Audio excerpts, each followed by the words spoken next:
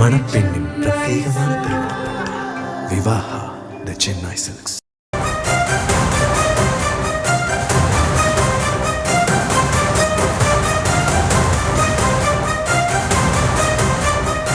திமுகவிற்கு தோல்வி பயம் என்று எதிர்க்கட்சித் தலைவர் அதிமுக பொதுச் செயலாளர் எடப்பாடி பழனிசாமி பதிவிட்டிருக்கக்கூடிய அந்த அண்மை செய்தியை பார்த்து வருகிறோம். இன்றைய தினம் மகளிர் உரிமை தொகையாக 5000 ரூபாய் வரவு வைக்கப்பட்டதைத் தொடர்ந்து தோல்வி பயம் முதல்வரை என்னவெல்லாம் செய்ய வைக்கிறது என்று பார்த்தீர்களா என்று இபிஎஸ் கேள்வி எழுப்பியிருக்கிறார். 28 மாதங்களாக 1000 ரூபாய் கொடுக்காமல் இழுத்தடித்தது ஸ்டாலின் அரசு என்றும் அவர் தெரிவித்திருக்கிறார். விவரங்களோடு இணைக்கிறார் நம்முடைய செய்தியாளர் ராஜேஷ். இன்றைய தினம் 5000 ரூபாய் உரிமைத் தொகை வரவு வைக்கப்பட்டது.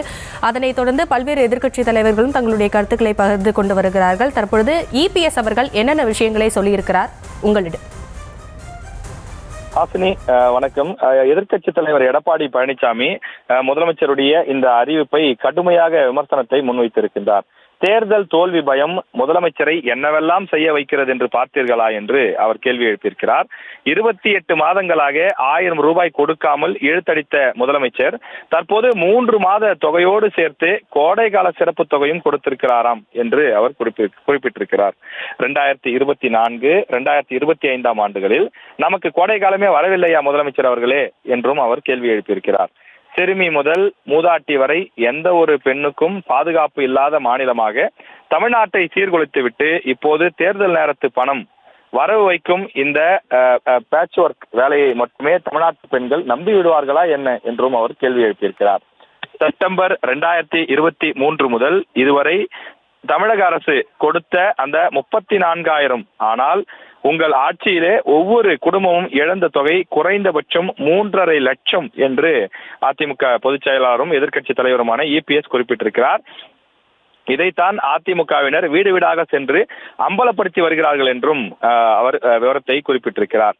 இப்போது மாதம் 2000 ரூபாய் என்று அதிமுக தெரிவித்த அந்த தேர்தல் அறிவிப்பை மீண்டும் அவர்கள் திமுக வாக்குறுதியாக அறிவிக்கிறார்கள் என்றும் இந்த அறிவிப்பு வெளியில் வருகிறது பாருங்கள் என்றும் அவர் குறிப்பிட்டிருக்கிறார்.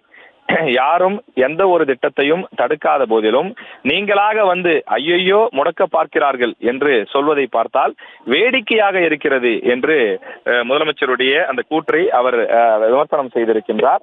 அனைத்து குடும்ப அட்டைக்கும் என்று வாக்குறுதி அளித்த திமுக 5 ஆண்டுகளாக அதனை நிறைவேற்றாமல் தகுதியானவர்களுக்கு மட்டுமே என சொல்லி 1 கோடி தமிழ் பெண்களை நிராகரித்திருக்கிறீர்கள் என்றும் அவர் குறிப்பிட்டிருக்கிறார்.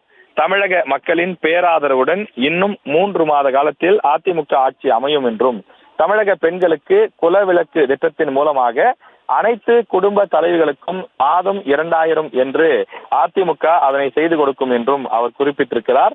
முதலமைச்சர் இந்த பெண்களுக்கான மகளிர் உரிமை தொகை 5000 ரூபாய் என்று அறிவித்திருக்கக்கூடிய இந்த அறிவிப்பை எதிர்க்கட்சி தலைவர் எடப்பாடி பழனிசாமி கடுமையாக சாடியிருக்கின்றார். விவரங்களுக்கு நன்றி ராஜேஷ். மணப்பெண்ணின் பிரத்யேகமான திருமணம் விவாஹா தி சென்னை சில்க்ஸ்.